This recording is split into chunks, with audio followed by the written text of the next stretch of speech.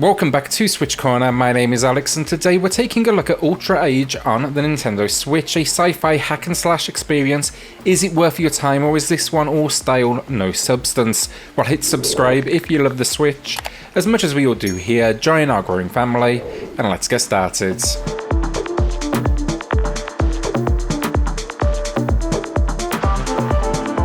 Story-wise, and you'll be playing as a young warrior known as Age. You are out on a mission to save the Earth. The catch, this is more kind of forced than voluntary, with your life about to end in a matter of days. Your reward though for taking on the near impossible, the option of an eternal life. The world story though, it's for sure unique, lack of resources for survival, a failing ecosystem, humans in a shelter on Earth and also residing in space, and then a great little sidekick called Helvis who takes on the role of almost arrogant robot sidekick. While the themes are good, then the rating is somewhat weak. It suited the style of the game honestly, but the majority of the dialogue comes off very unnatural, and I did feel it kind of struggled to set the intensity of the situations we were battling against. Kind of felt almost old school in that sense. That said though, you're coming for hack and slash gameplay, and it's more than a decent enough excuse to get out there and do it. So gameplay wise, and what we have here is a hack and slash experience with RPG elements. The core gameplay here is simple enough though. You'll wield one of multiple badass swords and you can do a light attack or heavy attack. This sword is essentially elemental based and this plays into the battles you face off against. The majority of this one you'll basically get two types of enemy, that is living and robotic. The swords, they kind of explain their use, so it adds for some nice strategy for switching out your sword mid battle. These swords then are crafted as well. You'll find gems of sorts around this world. These are required to power them, so think of it like a really slow burning brake system. The swords, though, everything from electricity based to fast blades to ones that inflict bleed. I thought it was a unique spin on simply picking up weapons around the world, and part of the fun here, it definitely is experimenting and seeing what deals the most damage to what enemy type. That said though, it does also lead to a little trial and error in the harder boss moments. It's kind of a learn by dying scenario. Alongside your sword then you can expect to have a wire. This is basically the wire bug from the recent Monster Hunter entry, and you can use this to navigate the terrain, pull enemies towards you or zip across to them. It's a really useful piece of kit honestly, especially when you find yourself in a bad spot. That's really it for combat though. It's hack and slash stuff, though I will say it's definitely not shallow. It's not button mashing this, it's definitely combo driven. Each sword will present you with a menu that kind of breaks down what you can do, and then the different sword types, they definitely add some strategy as well. Outside of combat then we of course get exploration. This game is completely linear, it's always telling you where to go next, but often enemies, they will drop from the sky or appear from the ground.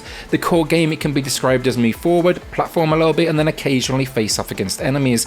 Mutants can normally be run past, I will say that, but if it's the opposing enemy that is trying to slow you down, that's the robots, then barriers will typically appear and it turns things into almost an arena style of combat where you must defeat them before you can move on. Then the RPG elements, and there's a few factors here. First, the simple stuff. The D-pad, it contains a few skills. The ability to heal yourself, harvest the robot psychic can help you out, you can increase your damage, you can even speed up time. The reason, enemy locations, they change between day and night, and this is essentially you waiting for 12 hours. Also then, the gems, the ones that will be used for leveling up for your swords, they are actually these big kind of almost diamond shards around this world, but they require a recharge time when you do harvest them, on average a 12 to 24 hour period. It's definitely unique. I wouldn't say it adds a whole lot to the experience, but it also doesn't harm it, and it's for sure an interesting idea. Leveling up then is the big stuff. This is focused on a couple of areas. The main ones, those D-pad options, they can be improved gradually using what are called crystal fragments that you do collect. You can find power gears around this world. These can be used to improve different areas, so your blade, the booster, so your movement, gloves, which is basically damage, and then the wire itself. Finally, and I think this is the big one for me, it's called attributes. This is a skill tree for your blades, each individual. It's huge and it can absolutely shape the way you use your blade in a battle. The loop then, it's mostly 3D action, but occasionally the game will switch things up and present the world in a side-on viewpoint, more like 2D. And then there's also a fair few boss moments as well. These use everything from bullet hell inspiration to one-on-one moments to those that go for like a quick time event to finish them off. It's for sure got a good grasp on stylish battle though, and it's clear they tried to get as much in here as possible. Problems wise, the big one, the difficulty, this game is just incredibly challenging. I'm talking like Souls-like challenging at points. With the bosses, it can just get absolutely infuriating. Now I love the Souls genre, that is fine with me difficulty.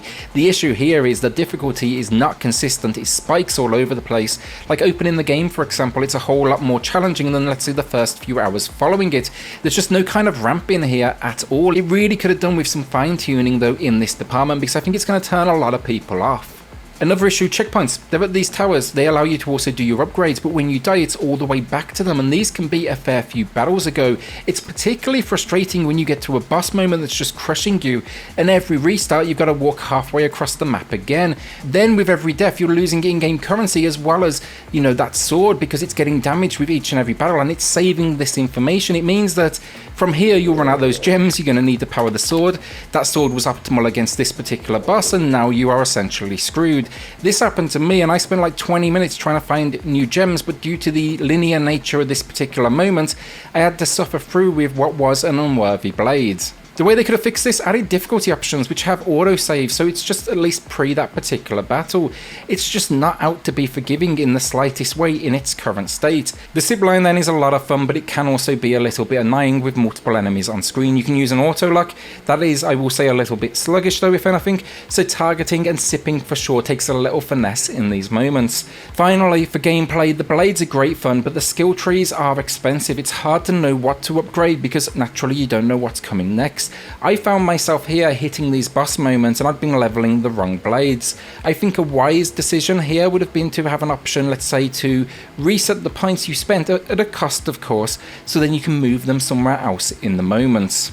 Finally then, the 2D moments and some of the, I guess, set pieces, they can be a little more annoying than fun. Like there's one moment when you have to run down this stupid conveyor belt. I see why they did it, they break up the gameplay just a bit, but it feels a little weird as Age still has 3D, like free movement, a nice attempt at variation, but mostly, honestly, just unnecessary. Honestly though, as brutal and unforgiving as it is, or even unbalanced as I said, I still had fun. I kept on coming back and trying to push further and further through it. You know, it kept on trying to make me quit, don't get me wrong, but I guess that's a compliment that I'm still picking it up.